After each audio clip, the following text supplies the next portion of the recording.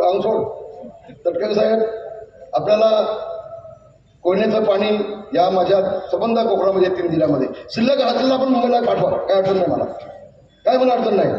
त्यातल्या 20 TMC 25 TMC तुम्ही न्या मुंबईला, पण 40-45 TMC माझ्या 3 जिल्ह्यामध्ये द्या.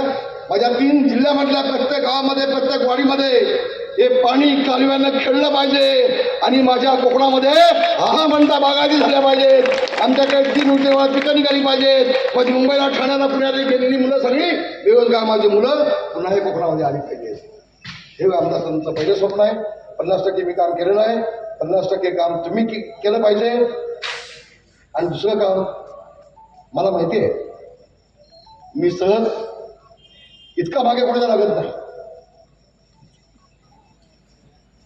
मला विश्वास आहे की तटकरे साहेब 48 खासदार जातील, त्यामध्ये सगळ्यात जास्त मतानं लोकसभेमध्ये निवडून गेल्याशिवाय राहणार नाही, विश्वास माझ्या मनामध्ये आहे.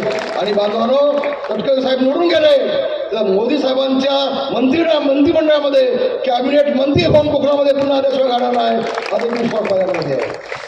आणि म्हणून त्यावेळेला तुम्हाला इथं उद्योग आणायचे. बांधवांनो, भगिनींनो, आज कोका कोला कंपनी मी आणली डोक्यामध्ये, तो मालक माझ्याकडे आला.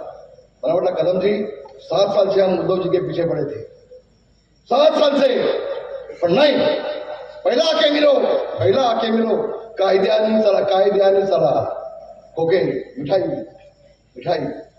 7 वर्ष त्याला जागा दिली नाही.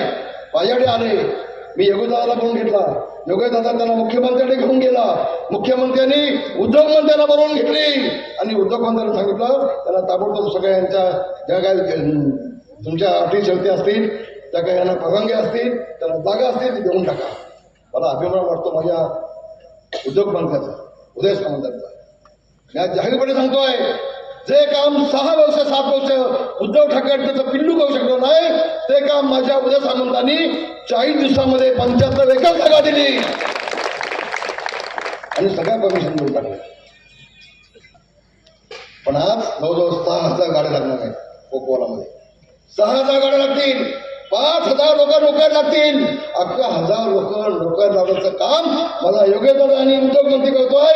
मला माझ्या मुलाचा अभिमान आहे, होय अभिमान आहे. ही साधी गोष्ट नाही बांधून. मग आनंद घेते, तुमच्याकडे अवजड मंत्रिपद होतं, तुम्ही किती कारखाने आणले, किती लोकांच्या हाताला काम दिलेत, किती कुणबी समाजाची मुलं कामाला लावली, त्याचं उत्तर किती सामान्य काही नाही, तुम्हाला मी सांगतो, काही नाही. आणि म्हणून भविष्यामध्ये माझ्या कोकणातली बेरोजगारी नष्ट होण्यासाठी, माझ्या माय भगिनीच्या हाताला काम मिळण्यासाठी नुसते पापड लोणचं आणि अगरबत्ती नसून ज्या ज्या गोष्टी एक्सपोर्ट होतात अशा बाबी माझ्या महिलांच्या हाताला काम मिळालं तर त्यांना 2 पैसे मिळतील आणि त्यांचा आर्थिक उत्पन्नाचा स्रोत आणखी. सन्माननीय सुनीलजी तटकरे यांना उमेदवारी मिळाली. शिवसेना, राष्ट्रवादी, भाजप आणि मनसे आणि RPI असे सर्व पक्ष एकत्र येऊन ही निवडणूक अतिशय चांगल्या पद्धतीनं त्याची सुरुवात झाली. खेडमध्ये प्रचार सभांना सुरुवात झाली.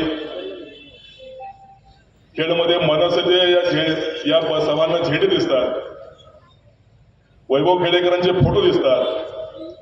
मग वैभव खेडेकर कुठं आहे असा प्रश्न बऱ्याच लोकांनी या परिसरातला विचारला. मग त्यांची नाराजी अजून आहे का,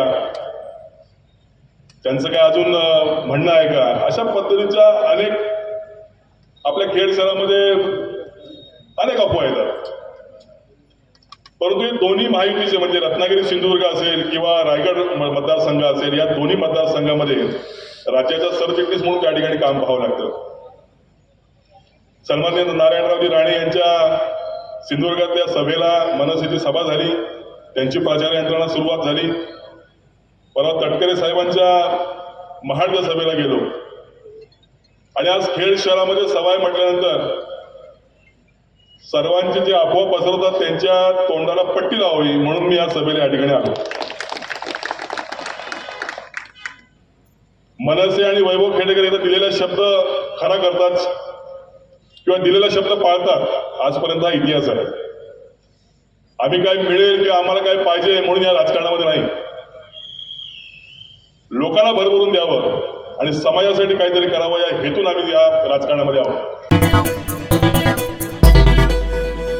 टाइम्स डिजिटलला लाईक करा, सबस्क्राईब करा, शेअर करा आणि बेल आयकॉन दाबायला विसरू नका. पाहत रहा टाइम्स डिजिटल.